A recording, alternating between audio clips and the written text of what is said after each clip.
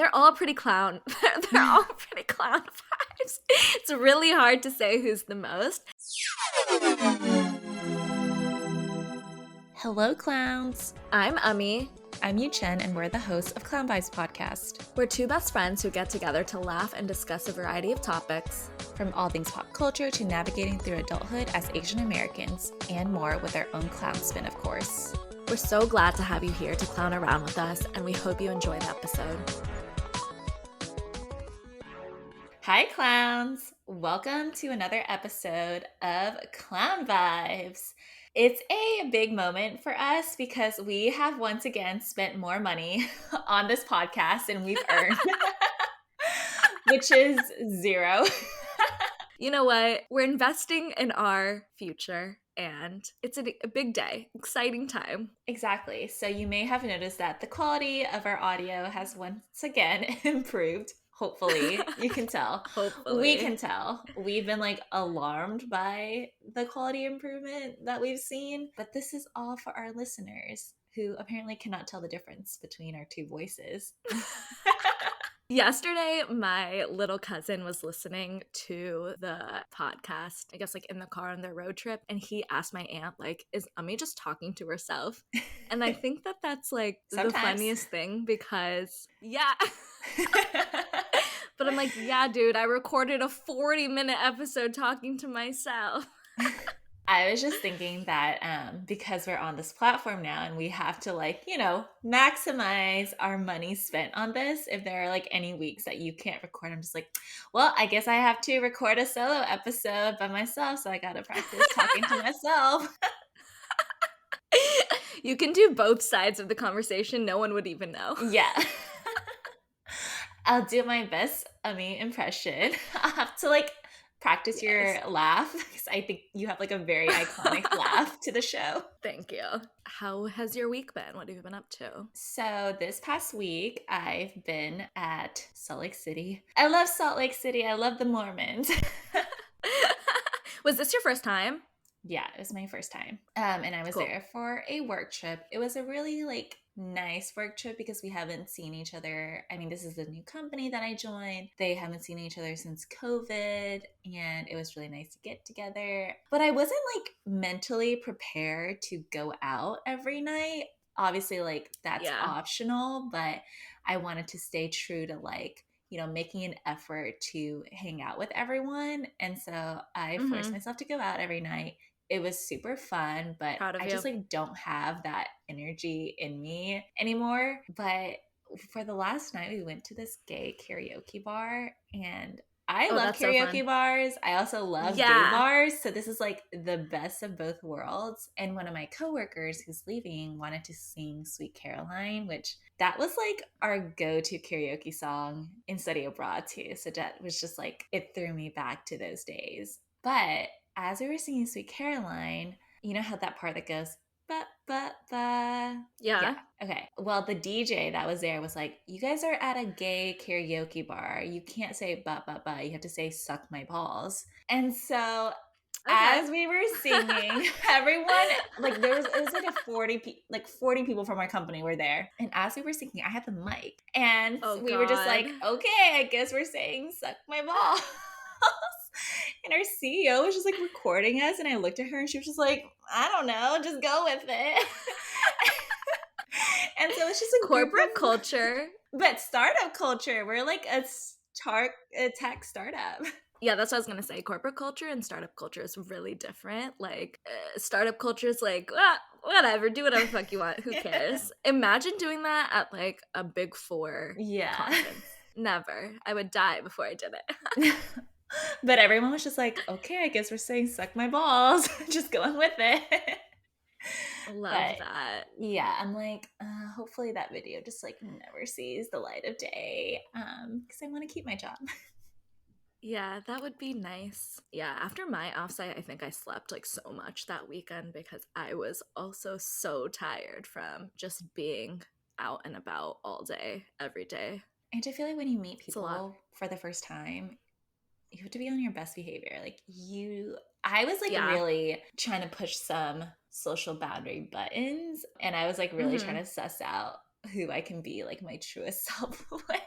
That's good. Do you feel like you've found or you narrowed it down? Yeah, I feel like so I broke the news to my like immediate group that we've Mm-hmm. secured our first guest appearance on our podcast, Yeah. and we're really excited to bring them on, but we'll save that for when it actually happens. We'll keep it a surprise. Yeah. I've been telling everyone too, and I'm just like, when it happened, I laughed for like 10 minutes because I was shook. But anyway, things to look forward to, you guys. It's going to be so good. We're excited. I have like so much prep work to do this week. Same, but it's going to be good, and I can't wait. Should we get into our episode for this week? Yeah, let's do it. Okay, today we're going to talk about one of my favorite pop culture families, the Kardashians. And, you know, really looking at it from a lens of like, are the Kardashians still relevant, and discussing their journey to present day. In not that much detail, mostly just like clown vibes. Yeah. And it's more just like, their latest season is coming out. They've had so many weird shifts in their family, but they've like been in the spotlight for so long. And in Yeah. many ways, I don't know, would you say we grew up watching the Kardashians? People our age, maybe not us specifically, but I would say like people our age kind of grew up watching the Kardashians. And it's been really interesting to see their shift with their new season coming out. I haven't heard like a ton of hype about it, or in my day to day, I'm just like not hearing a ton about the Kardashians in general. So, agreed. You, as our resident Kardashian expert, I mean, there's only two of us, so one of us is like an expert on something. I do agree that, like, even on my feeds, I've been seeing less about them than in the past. And I think the season 3 trailer, which we'll get into in a little bit, was very well edited and really hyped up this season. But it's going to be interesting to see if they actually deliver, because the past seasons of the Kardashians on Hulu has been pretty boring and not that interesting. And that's been the consensus on at least Twitter. And I feel like TikTok too. I don't know if I announced this, but I'm back on Twitter, and Ami is very excited about it. I send you so much stuff. Did you go back and look at everything I've sent you in the past? Some of it, but I kind of like, I don't know. I don't remember what you sent me on Twitter versus TikTok. The lines have really blurred. True. But like, as I'm now back on Twitter, I'm thinking how great Twitter is and why I never left, and like how real and honest people on Twitter are. Yes. And we'll get into a little bit about how Twitter has like played into the rise of fame for the Kardashians. But let's like start at the very beginning. How did like Kardashians rise to fame? Okay, so basically around Kim's sex tape era, I think Simple Life was coming off of the air, and the networks were looking for reality TV because it was, I think, around like the writer's strike in that time too. So reality TV, obviously you don't need writers. It was a big cultural movement shift. The Hills was on, and Kris Jenner basically sold her family to Ryan Seacrest and was like, hey, just follow us around. We're really funny. And I think this would be a good show. And they were already super celeb adjacent, and they were already in a lot of circles. Like Kim was close friends with Paris Hilton. Obviously, their dad was in the OJ trial. Like, they've always been very connected. So I don't even feel like it was that hard for them to sell this. And their family is batshit, especially in the first few seasons. And it's really like entertaining to watch. And that started in 2007, which was so long ago. How old were we in 2007? I'm so bad at math. I was young. 13. Yeah. So we were like closer. I mean, we obviously are closer to Kendall and Kylie's age. Yeah. But it's wild to think that Kris Jenner did that for her family, with the lead being Kim, and Kim was like 20 something. Like just so young, and had like no idea what she was signing up for. Yeah, I think they did and they didn't, because they were always seeking fame, even from the get-go. Like, Kim has always wanted to be famous, and this was their in. So I think the older girls were really aware and on board with the decision, but obviously Kendall and Kylie were too young to really get a say. Like, I wonder how much they were even asked if this was okay or what. Yeah. I wonder like who signed up to actually be in the main cast. I also like heard anecdotally like that Ryan Seacrest like he rented out a video camera and just like went to their pool party and like shot a few Mm-hmm. scenes. And like when he saw the tapes, he's like, "This is gold. Like we're gonna make turn this into something big." I don't think anyone ever really anticipated like how big it was gonna be, and like why do Yeah. we think like this specifically? Because there were quite a few reality TV shows in the flux at that time, but nothing really blew up the way that the Kardashians did. Yeah, I feel like what really draws you in is how open the family is with each other. And honestly, the negging is really funny and fun. Yeah. And they all have very interesting and different dynamics with each other, which I think other shows at the time, even family shows at the time, weren't as complex and open as the Kardashians were. Especially like around the sex tape situation, we really got to see the fallout of that, which Hmm. was very interesting and also a huge leg up on other shows that didn't have this factor. Did you watch Keeping Up? No, not really. I like watched the earlier seasons way later, like while I was in college, but like Okay. never when it was live. What about you? I also didn't watch it when I was live. It was live. I think I started, well, I would watch it every once in a while with my aunts, but I think I started really watching it in high school time, like late high school. So a few years after it had started. And then I went back and watched everything and then started from there. Yeah, I think like I always knew who the Kardashians were, like mainly because of like Kim's sex tape. But Yeah. honestly, when Kim's sex tape came out, I didn't even know what sex was or like what a sex tape was. So like Yeah, that just really went over my head. But like obviously, I totally. think with the rise of social media, you're just hearing more about celebrities in general. And she was like really big on Instagram. Yeah, for sure. I don't have like a distinct memory of like learning about them, but they've always just been around, you know? So as someone who's like not super into the Kardashians, one of my like core memories is how even though like I wasn't super aware of like the Kardashians and who each of the members were, they do such a good job at getting their hands into little like niche pockets of like different industries. Like for Hmm. example, Kim with beauty. And I remember like when I was really into like YouTube beauty at that time, and remember Uh, face contouring was like such like a big yeah, thing. Kim was like the like golden child of face contouring. And like yeah. that's how I really kind of got into Kim a little bit. And that was also like peak Instagram, YouTube time as well. That was, I think, their peak or close to their peak popularity, like them on Instagram selling their beauty brands. Oh my gosh, the Kylie lip kit. Yeah, The hole that the that Kylie was lip kit, iconic. I still have to this day not tried the Kylie lip kit. Have you tried it before? Well, I know you have quite a few like Kardashian products, but I don't know if you like got Yeah. into Kylie Cosmetics at all. No, I didn't because I also heard that her lipsticks or like lip stains were really drying. And also, I Yeah. don't wear that much makeup anyway to where I would buy lip stuff. So I didn't. I have Scott's Talentless merch. I have Skims. I bought this like Poosh collab one time. I think I remember that.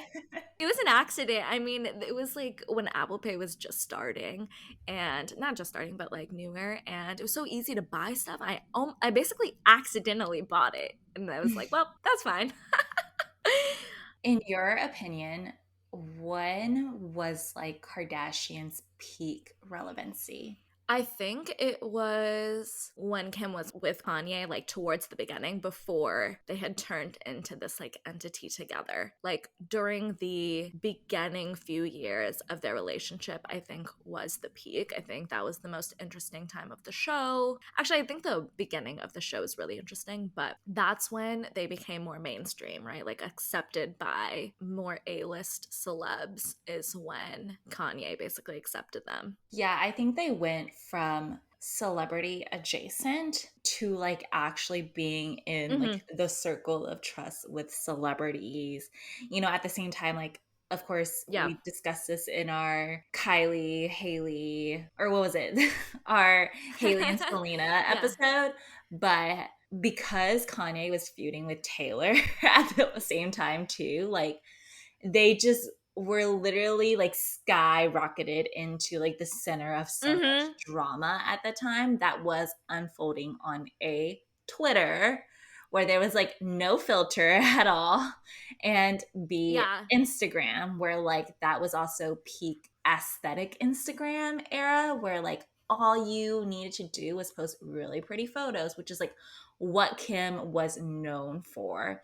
And so I feel like all these Yeah. factors really just like hit at the exact same time. And of course, the magic of Kris Jenner. Yeah, and they were really early adopters of both Twitter and Instagram. So by the time that they were peaking, like they had amassed so much following on both platforms. How long do you think they were at the peak? Like how many years? And like when do you feel like the decline started happening? I would say 3 to 4 years that they were like kind of at the peak. What about you? Yeah, I think so too. I'm trying to think like what year Kim and Kanye got married versus I think their decline has been more obvious in the last like couple of years. I think they have been doing so many stunt like things where you don't actually know if it's like a true stunt, but you just assume like Kim dating Pete and Courtney and Travis being all over everywhere, like especially when the show was airing, like Scott trying to get her back. I think after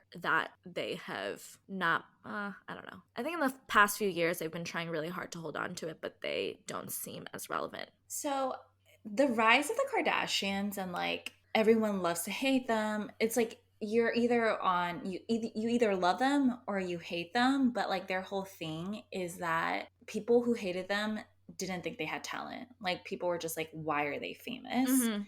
And that was something that they really held on to for a very long time. And they were kind of like the front runners of the whole statement that you can just be pretty, or you don't have to actually have a talent to be famous, right? Like Kim is kind of Yeah. like the poster child of that statement. And for like that 3 to 4 years where they were at their peak relevancy, they kind of proved that wrong, right? They kind of Yeah, proved it for right. sure. Like all Kim had to do was be pretty or like party and like, but also kind of prove that like people will buy her products. Mm-hmm. But as I was like thinking about this episode, I was just like, sure, you can be famous, but only for like an extent of time. Mm-hmm. At some point, like, I think I they think people do get have tired of it.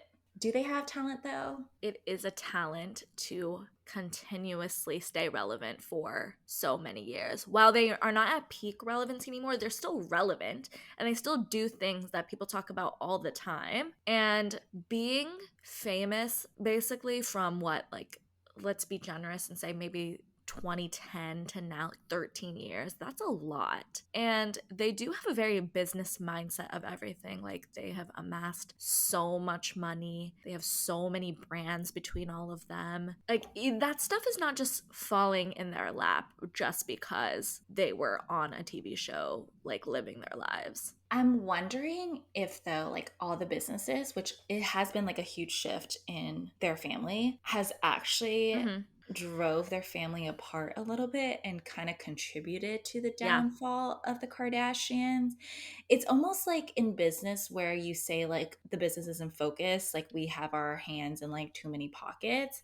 That's how I feel Kardashians are at that time, or are right now. And like at their peak relevancy, their whole thing was like, we are the Kardashians, we are a family, and we will support each other through like all these little ups and downs that each one of us have, whether it's Courtney's toxic relationships or Kim's relationship with Kanye. But Yeah. because everyone has been so fragmented now, there's been a lot of divorces, new relationships, more privacy coming from like certain Kardashian Jenners. I don't feel that sense of like tight knit or tight knitness. Is that a word? Tight Yeah. knitness? We can make it that a word. I get what you're saying.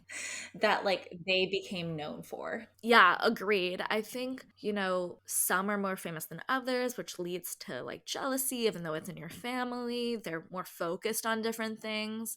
People have different priorities now. I think you're totally right. And the businesses have really driven a wedge between some of them or like cause rifts. And I also think that's contributing to their lack of relevancy lately because what we love about them is how they interact with each other. And, as much as it's interesting to see that like him and Courtney are fighting, it's also, I don't like it. Like, I like when they're hanging, like, I like it when it's them against other people and not them against each other. Like, it's just sad. And you can tell that the rift has gotten like so deep versus in beginning seasons. Of course, they would fight, but it's like sibling fights, right? Where you know that 2 seconds later you're going to be like fine again. Now it's feeling less like sibling fights and more like permanent or more like damaging issues. Okay. Explain to me because I'm not like super deep into the Kardashians, but what is this fight between Courtney and Kim? And it's like kind of that's like the teaser that they use for season 3. Like that's going to be the main thing that Mm-hmm. we talk about. Yeah, so basically in the teaser, they allude to, or maybe outright say, that Courtney is mad at Kim for using her Italy wedding as a business opportunity. So I think what happened was that Kim either like walked for Dolce and Gabbana or did like some big thing with them after Courtney's wedding. So maybe during the wedding, she was trying to secure this deal or something. And Courtney is famously known as like the sister who doesn't really want to work. Like she wants to be with her family. She prioritizes her kids more than business opportunities. And she has the like lowest performing business, I'm sure, because she only has Poosh, while the other ones have a lot bigger brands. And I think this fight has started a long time ago, and Chloe even says like there's been tension here for a really, really long time. Mm-hmm. I think they've always butted heads the most because it's like number 1 and 2 age order, Yeah. and Courtney and Chloe used to be like best friends, and now tides have turned and it's Kim and Chloe, and I'm sure that also hurts Courtney. So there's a lot of things that I do feel like they were not the best sisters to Courtney. You mean oh, Courtney. Yes. At first I was Yeah, like I thought you meant Chloe. I'm a Courtney apologist, and I really feel for her in a lot of ways, especially the way they've treated her in the past few years, especially when she was dating Eunice and it was like such a toxic relationship and they were not really understanding of the situation. I am impressed that she is now like, nah, I'm not going to take this anymore and standing up for herself. Also, like, I don't think this is going to be an issue that's easily fixed. I think it comes with a Yeah, for territory, sure. right? Like, at the end of the day, their entire wealth is based on their ability to continue their family business and share like tidbits about their Hmm. family life. And I don't blame Kim for wanting to capitalize on the opportunity itself when she was in Italy, but I just don't think her and Courtney were on the same page. Yeah, I think there was a lack of communication. And I think Courtney and Kim are never on the same page and have not been for many, many years. And this was almost like the final straw. You can tell too, like on social media, that they don't hang out as much anymore and whatever. Like Kim goes to like random things all the time and Courtney's not invited. So, I mean, maybe she's invited, just doesn't go. But it's been a really interesting and honestly sad, right? Like they say in the trailer, Courtney says in the trailer, like we're there for each other in a very superficial way and we're not there for each other in like the deeper ways. And I think that's true and is a result of the fact that everyone has kind of changed their mindset to be about themselves and their own businesses. You know, after talking to you about this, I feel like they could actually use this riff to be a little bit more relatable. Okay, so as I was thinking about like how they Mm-hmm. kind of rose to relevancy, everyone had their like own thing that they were known for. Like Courtney was known for being the mom and being in a really toxic relationship with Scott. Kim was known for being like the more pretty one, and Chloe was known for being the slightly bigger one and but owning her own body. And I think in the past few years, they've really like digressed from that. I guess like, well, Courtney is in a loving, hopefully healthy relationship now. And so no one's able to like really relate to her issues with Travis because is his name Travis? Yeah, Okay. I was like, Travis wait, Barker. You're right. yeah. No one was able to like relate to her relationship with Travis because they've been so tight-lipped about it. And then of course like Mm-hmm. Chloe's weight loss has just been very On again. drastic. Yeah. And no, I don't think anyone has really truly understood like how she got to where she is today. But like that aspect of her Yeah. is no longer relatable as well. Kim is no longer just a pretty face. She has like all these businesses that she's running. She's going to be a lawyer now, which is like kind of a closed door too. But I think one thing that Yeah. is actually really relatable is having surface level relationships with people that you think you should be closer to. And I don't know, maybe Mm-hmm. this season is a season that they turn it around and use like authenticity, hopefully, to like really help Yeah. them maintain their relevancy. Yeah, I agree. Like, I'm really looking forward to the season, and I hope that it'll be good and interesting and not as surface as the other seasons have been. But we'll have to see. What I would love to see more in this season too is like more Scott. I think Scott is so funny and brings like such a lighthearted air to the show. And, get more realness out of everyone's situation. What's unfortunate is their deal with Hulu was supposed to enable them to put out seasons faster. So you're getting it in more real time of when it happened. And while I do think it is faster than the E turnaround, it's still not fast enough, right? Like we have seen all of the surface level things on Instagram and on like other forms of social media. But if they do not dig deep and tell us these fighting things that we've seen but like have not had any confirmation of, then they're going to lose us completely. Yeah, I was like just comparing and contrasting like that versus, what happened with the whole Vanderpump cast. And I think the reason why like Vanderpump, like that riff has really maintained relevancy is the minute that someone got wind of it, like the entire cast just like went on social media. But there was also just a ton of additional fallout that came in a season that came really quickly. And the whole like Kardashian scenes, like I feel like it's almost a year delayed at this point, and It people is, have yeah. just really moved on from the situation. Exactly. Like Courtney and Travis releasing their wedding documentary a year later. Like I watch pretty much everything Kardashian. I have not even attempted to watch that because I saw everything I wanted to see on social media. Like I don't really care about anything else because I heard that they don't really fight or like not fight but like have any like real substance to conversations. So it was silly and now I'm getting confused at like what their goal is for some of this stuff. I think they haven't been really great at adopting to what the new generation wants. I guess, like, how does the rise of Gen Z play into Kardashian relevancy and also the rise of TikTok, right? Like, Kardashians are so tied to Twitter and Instagram, and those platforms alone have just not been as relevant as they were before. And I do Yeah. not think Kardashians were early adopters of TikTok, or maybe No. I'm wrong, but I feel like TikTok has drastically changed like what tech is doing. Like everyone's putting out short form media now, and then also authenticity is really important on TikTok, and also like urgency and timing. And like those Mhm. three things haven't been anything that's like what Kardashians are really known for. And so I feel Yeah. like they haven't really been able to kind of switch gears. And I also feel like, back to my point about how like we all have that like one Kardashian that we relate to the most or that we like the most. And there's kind of like a lag between the Kardashian, the Kar Jenners, and the like second generation of Kar Jenners. Like there's way too young.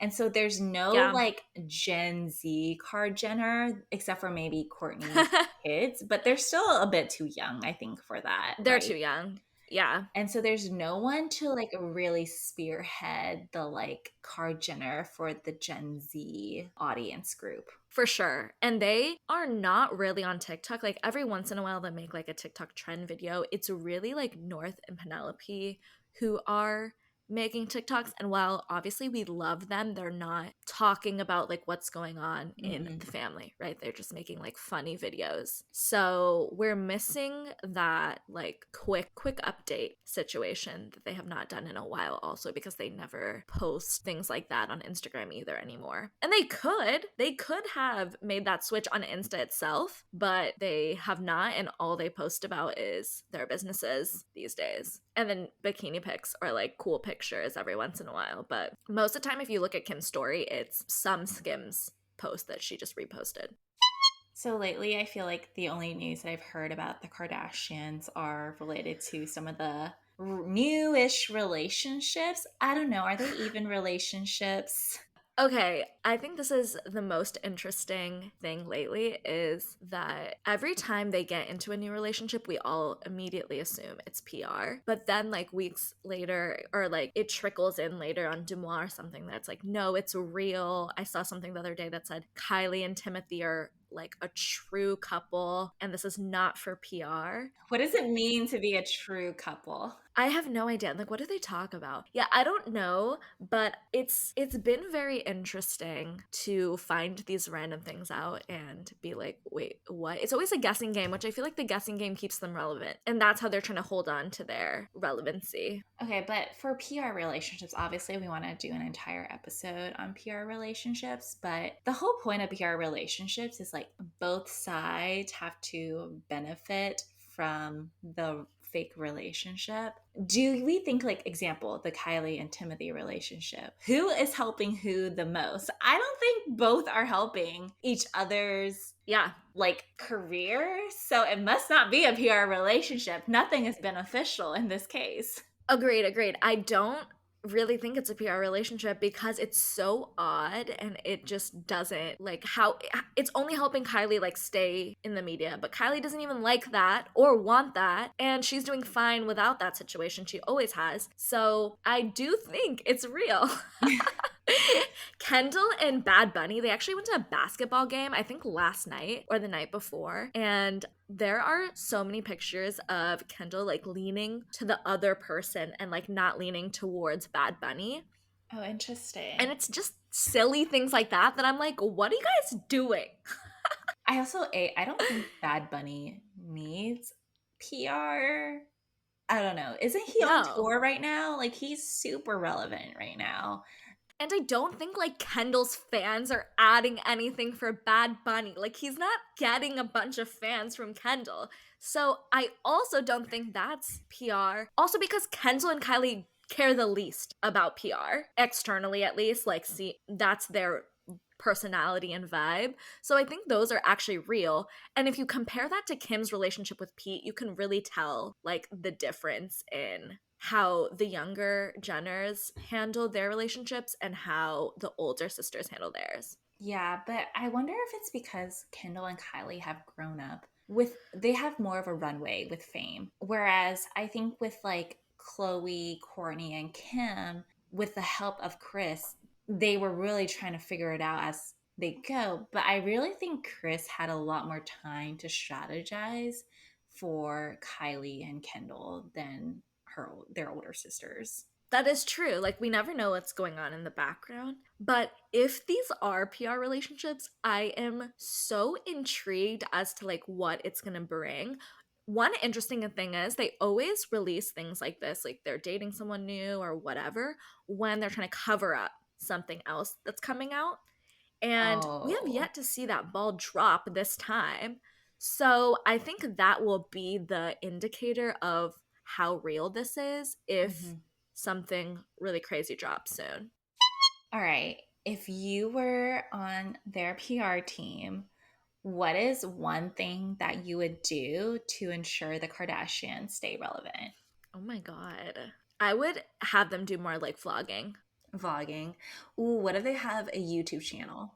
That would be fun. I think even just random day in the lives on TikTok would go so far. Because anytime they do post fun things like that, everyone loves it, but they just don't do it enough. And I think being more consistent at doing like a day in the life or like vlogging a party would go so far. But is the vlog then eating into their show, which I think is their issue, right? Like they're essentially filming their lives anyway, and then they're gonna what, like vlog, and we're gonna watch them vlog. Like it's confusing, and I think that they've kind of caught themselves in this like catch 22 of like, what do you do now?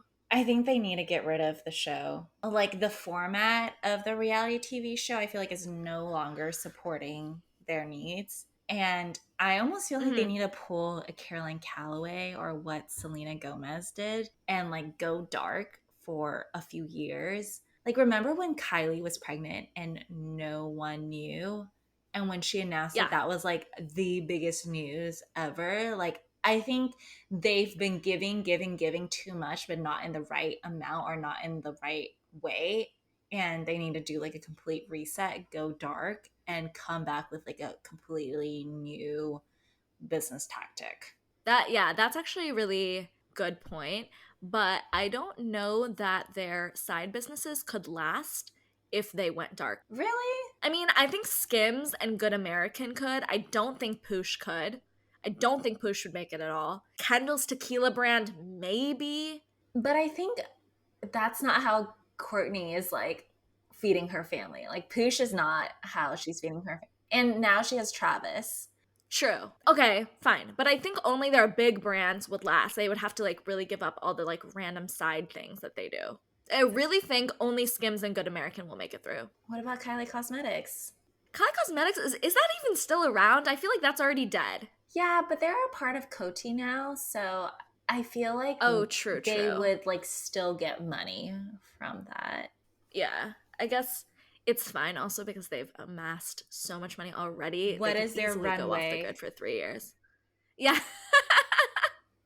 They would have to cut back their like crazy ass spending, but it would be interesting. You know what I think would be actually a really good addition to their show is loosely talking about like some finances. I think it's always really interesting when like they're planning a party and then Kim will say like Kanye's going way over budget. He's spending like some ridiculous amount of money on like the sculpture or something. And it's always interesting for me to see like what they think is crazy. Because obviously everything they do feels crazy to me. Should they release a budgeting tool? Yeah.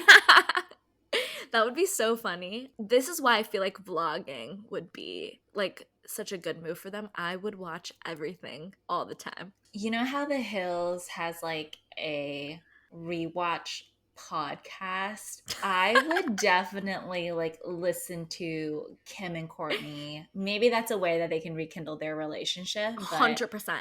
rewatching like the earlier seasons, or at least like maybe like every episode you get two new co-hosts for that like episode and they Mm-hmm. rewatch the episode and give their like take on it. That's actually such a good idea. I would love that so, so much. And also to get like the behind the scenes of like what was going on at that time and like why they did what they did would be so interesting. I think the craziest shows are doing rewatches right now, Hmm. rewatch podcasts. So they should hop on this bandwagon because theirs would be very, very good and very successful. All right, reflecting back on how many seasons of the Kardashians are there? Uh, this is the third of the Hulu show, and I think they had 19. No, they had 20 of Keeping Up with the Kardashians. I think Oh they my ended on a gosh. very whole number. Okay, so like the 20 Yeah, plus seasons, what has been like some of your favorite memories thus far? oh my god, I love the Kim crying face episode, and obviously the like Kim people are dying their Bora Bora vacation episode is so good. My favorite like random moments are just when Scott is very present and being funny. That's what I miss the most. My favorite memory, and I think this speaks to a lot of like their family dynamics and their relevancy, but there's like this one dinner party that I think Chris hosted, and all the Kardashians had to like dress up and pretend to be another Kar Jenner. Yeah. And the way that they just like roasted each other and like really played into their different personalities was just so funny. And it's just like they're able to not take themselves seriously, but like you can tell that they all love each other in like a really authentic way. Yeah. And you know, I'm scared that if they were to do something like that now, that it would become more Mean. mean and less, yeah, and less like just funny loving. The best part about them is their family dynamic when they all clearly like each other. All right, to round out the episode, I'm going to ask you some fire rapid questions on the Kar Jenners. Okay. Who do you think will be the first to leave the family? Kourtney. I for agree, sure. Kourtney. I think she's like already thinking of leaving. Yeah. She's already out the door. I think she's just not as close to everyone anymore, and it's not keeping her in as tightly. Who do you think is more likely to join a cult? Kendall. 100%. Really? I think it's more Chloe. Oh, interesting. I think Kendall, because she just anything she thinks is like healthy, she'll just do. And if someone told her like you could be the most healthiest if you joined this cult, she would do it in a heartbeat. And I think the others would like think about it a little bit more. Final question. Who has the most clown vibe moments? Oh man. I think Kourtney, but yeah. Okay, I'm gonna go with Kourtney. Who do you think? I think it might be Kim, but I don't know if it's because she just has like the most visible clown vibe moments. Mm-hmm. Yeah. They're all pretty clown. They're all pretty clown vibes. It's really hard to say who's the most. I think because I'm on TikTok so much and Kourtney sounds are so popular on TikTok, that's like first that comes to mind right now. Thanks so much for listening. You can follow us on all social media at Clown Vibes Podcast or email us at clownvibespodcast@gmail.com. And if you like our show and want to support us, please like, subscribe, and give us a rating and review. That's it for today. Bye, clowns. Bye, clowns.